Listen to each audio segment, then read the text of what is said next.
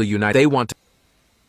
We shall build a Latin America in Africa instead of building a United States of Africa in Africa.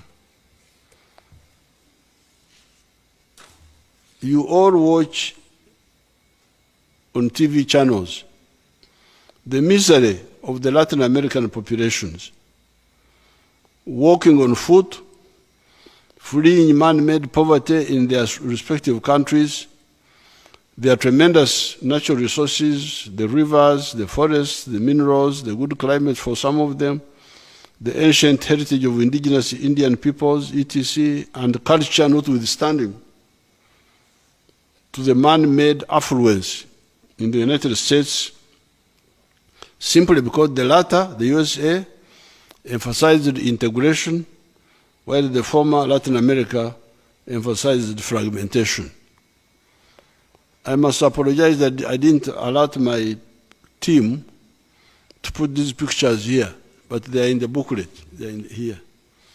To see you, oh, where are they? You have them? Ng'abantu bange kati bakola.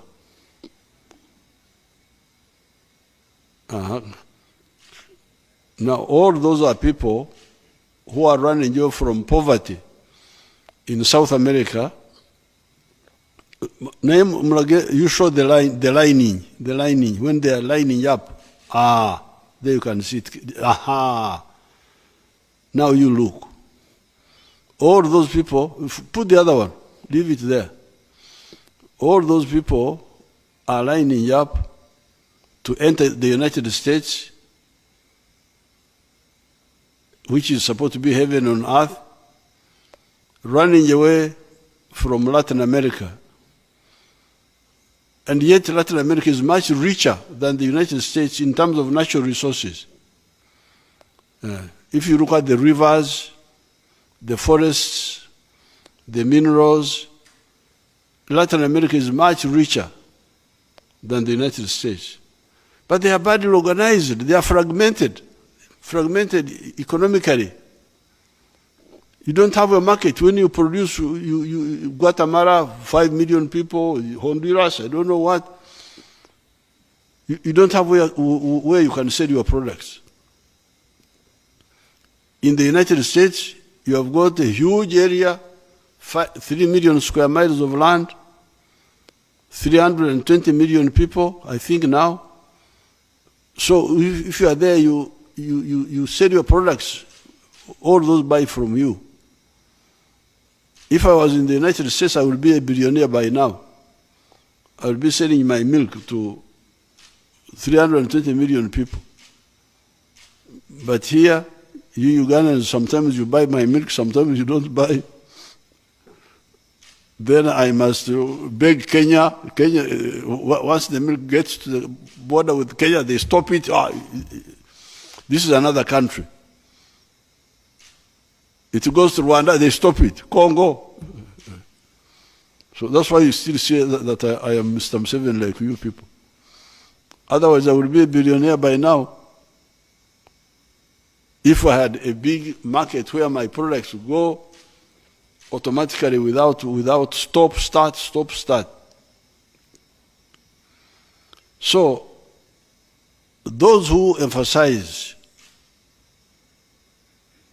tribes, emphasize religion sectarianism, emphasize gender chauvinism, they want to turn us into a Latin America in Africa. And yet, we, the freedom movement, want to build a United States of Africa in Africa. A united Africa. This has been our struggle from the 1960s. So this is point number one. Now you can see Latin America is very rich in terms of natural resources, much richer than the United States. But they are organized badly. They are fragmented. Brazil is alone, Ecuador alone, Argentina. And that type of organization does not encourage business. The ideology of patriotism and Pan-Africanism also promotes harmony among the people. That is why we no longer have a refugee problem, while by 1986, Uganda was among the 4 top countries in the world in refugees generation, in producing refugees. 500,000 Ugandans, mainly peasants, and a large group of exiles, mainly the elite. The former were in Congo and South Sudan, and the latter, the Banasomako, the elite, were in the USA, UK, Sweden, Kenya, South Africa, etc. There were so many Ugandan doctors that had fled and working abroad. All the refugees came back, and the Ugandans who are still outside are there voluntarily. The ideology of emphasizing interests rather than opportunistically manipulating identity has therefore created more opportunity for prosperity, created stability, and created capable institutions of state. It is one of the necessary ingredients for success. So when you are dealing with the other issue,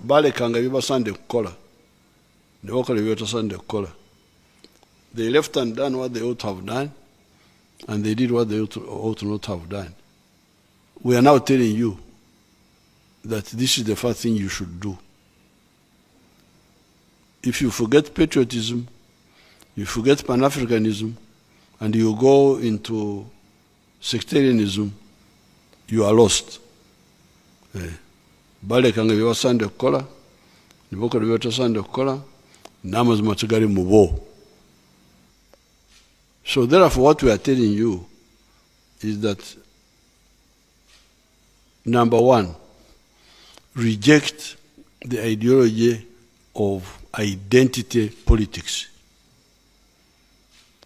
Because that identity politics of tribe, of religion, of gender chauvinism does not address the issue of prosperity.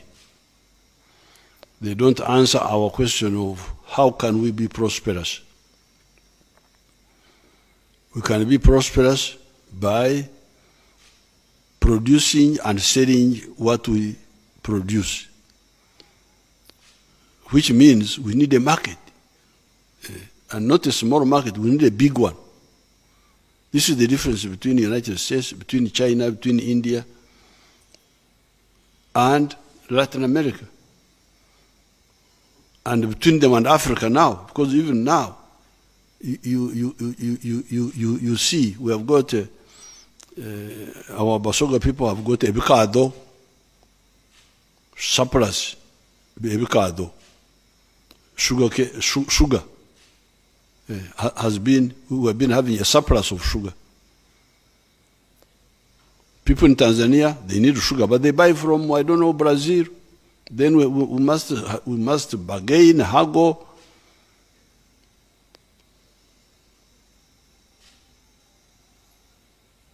Duma, maize, a lot of maize. Problem with maize, milk, cement, so many products which can't easily enter the African market because of the the colonial sengenges, which we have not removed. Sengenge means barbed wire. They put on the border. So we are saying, please stop tribal religious talk. Talk about Uganda, talk about Africa. Why? Because you need those for your prosperity. emphasizing the four principles of the NRM, therefore, of patriotism, Pan-Africanism, socio-economic transformation and democracy, creates adequate space for guaranteeing the prosperity of the wealth creators. And who are the wealth creators? The farmers like me. I am a wealth creator, I am not a wealth consumer. The artisans, the manufacturers, and the service providers. All those, by giving them a big enough market, and also by expanding sectarianism, which act helps us in building strong national institutions, such as the army, that guarantees our security.